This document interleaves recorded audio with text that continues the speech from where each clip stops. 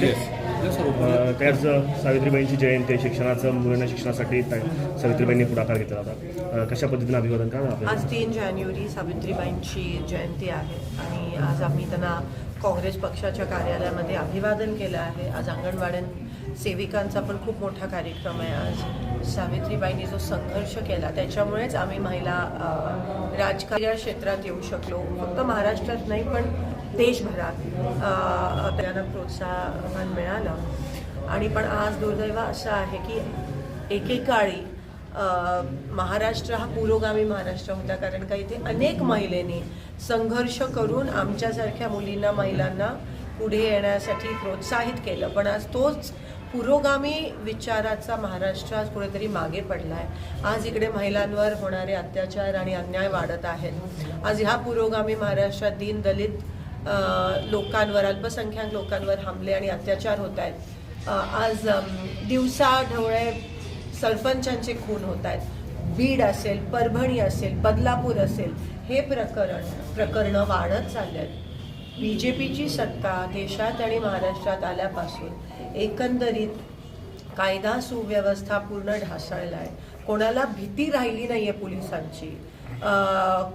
सगळ्यांनी कायदा सुव्यवस्था एकंदरीत हातात घेण्याचा प्रयत्न या ठिकाणी केला आहे. राज्यकर्ते जे असतील, CM असतील, स्वतः खुद पाठीशी घालायचा प्रयत्न करतायत. काही लोकांना रेकॉर्डवर आणतात, विधानसभेत रेकॉर्डवर म्हणतात की जे परभणीचं प्रकरण आहे रेकॉर्डवर ते म्हणाले मुख्यमंत्री की हत्या ही वेगळ्या कारणामुळे झाली आणि पोस्टमार्टमच्या रिपोर्टमध्ये हत्या मारहाणीमुळे झाली असं एकंदरीत दिसून येतं आहे. आणि मुख्यमंत्री म्हणतात की हार्ट अटॅकमुळे.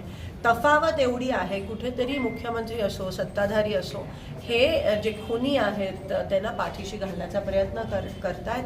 आज कोणीही या महाराष्ट्रात सुरक्षित राहिलं नाही आहे. महिला राहिल्या नाही आहेत, लोकं राहिली नाही आहेत, गावकरी गरीब कोणीही राहिलं नाही आहे. आणि एकंदरीत पूर्णपणे ही असं होत असताना तिथे सत्ता कोणाला मिळाली पाहिजे, कोणाला कोणतं मंत्रीपद मिळालं पाहिजे त्याकडे जास्त लक्ष केंद्रित होत होतं. आणि दुसरीकडे हे गोरगरीब लोक त्या ठिकाणी मरत होते आणि त्यांच्यावर अन्याय होत होता. ह्या गोष्टीचा मी मुख्यमंत्र्यांचा निषेध करत आहे. आणि हा महाराष्ट्राला आता पुन्हा एकदा पुरोगामी पथावर आणण्याची जबाबदारी ही महाराष्ट्रात राहणाऱ्या प्रत्येक माणसाची आहे, शेतकऱ्याची आहे, महिलेची आहे, गोरगरीब कामगाराची आहे, आपल्या सगळ्यांची आहे. कारण का राज्यकर्त्यांकडून आता फारशा अपेक्षा राहिल्या नाही. सावित्रीबाई फुलेंच्या जयंती आहे, खरं तर भारतरत्न त्यांना मिळावं ही मागणी गेल्या अनेक वर्षांपासूनची आहे.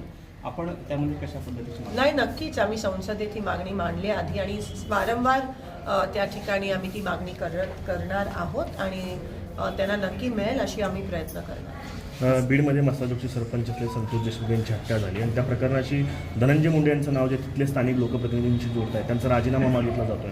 मात्र सरकार त्या पद्धतीनं पावलं उचलत नाही. उलट वाल्मिक कराड ज्यांचं नाव खंडणी प्रकरणामध्ये आरोपी आहे त्यांना मात्र VIP ट्रीटमेंट मिळत असल्याचा आरोप तिथले लोक करतात. तुम्ही बघा, लॉरेन्स बिश्नोईपासून वाल्मिक कराडपर्यंत जे गुन्हेगार आहेत, जे जेलमध्ये बसून प्लॉटिंग, आणि ते गुजरात आणि हे महाराष्ट्र, म्हणजे आमचं महाराष्ट्र पण UP बिहार गुजरात सारखं बनवतायत, ह्यांना पाठीशी घालतायत. आणि मी जेव्हा बीडला गेली तेव्हा देशमुखांची मुलगी आहे, ती मला म्हणाली, ताई मला खूप भीती वाटते, मी पण पोलीस प्रोटेक्शन मागितलं आणि मला अजूनही देत नाही आहे सरकार.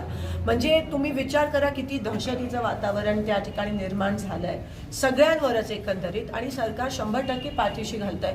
अहो, गुन्हेगार जेलमध्ये बसून इंटरव्ह्यू देत आहेत त्या ठिकाणी आणि त्यांच्यासाठी स्टुडिओ सेटअप केला जातो. असं जर असेल आणि गुन्हेगारांना VIP ट्रीटमेंट देत असतील, पोलिसांवर प्रचंड प्रमाणात दबाव हे सरकार टाकत असेल, चुकीचे स्टेटमेंट दिल्या, चुकीचे FIR फाईल करायला, डॉक्टरांवर PM रिपोर्ट बदलण्यासाठी जर प्रेशर होत असेल तर सामान्य माणसांनी जायचं तरी कुठे? धनंजय मुंडेंचा राजीनामा झाला पाहिजे असं वाटतं? 100% झालाच पाहिजे. जर ते ह्या प्रकरणात पूर्ण प्रकरणात ते आहेत असं दिसून येते एकंदरीत.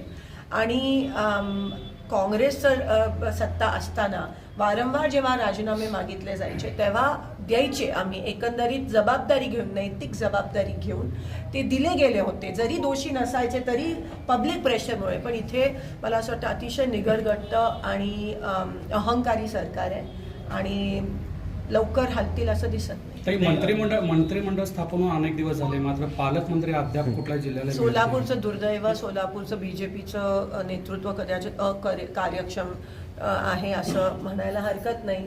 कोणालाही मंत्रिपद मिळालं नाही. एकेकाळी काँग्रेस आणि राष्ट्रवादीची सत्ता होती तेव्हा मुख्यमंत्री आणि उपमुख्यमंत्री या सोलापूर जिल्ह्याला मिळाले, पण आता त्यांचे आमदार असून मंत्रिपद नाही, अजूनही पालकमंत्री. मागच्या वेळेस पण तुम्ही बघा, दर 5 महिन्याला पालकमंत्री सोलापूरचा बदल आहे. आज एवढी महत्त्वाची उजनीच्या आवर्तनाची मीटिंग आहे, पाण्याची मीटिंग आहे. आमच्या सोलापुरात दुहेरी पाईपलाईनचं काम अनेक दिवसापासून थांबलंय. शेतकऱ्यांचे पीक त्या ठिकाणी जळत आहेत. अजूनही PM किसानचे हप्ते त्या ठिकाणी मिळाले नाही आहेत. टेक्स्टाईल पार्कचा विषय असेल, सगळ्या प्रलंबित आहे. एक खासदार म्हणून नक्कीच मी तो प्रयत्न करते, पण मंत्रीपद या ठिकाणी किंवा पालकमंत्री नाही म्हणून नेमकं लोकांनी जायचं कोणाकडे हा प्रश्न एकंदरीत होतो आणि नुकसान सोलापूरकरांचा होत आहे. पुन्हा एकदा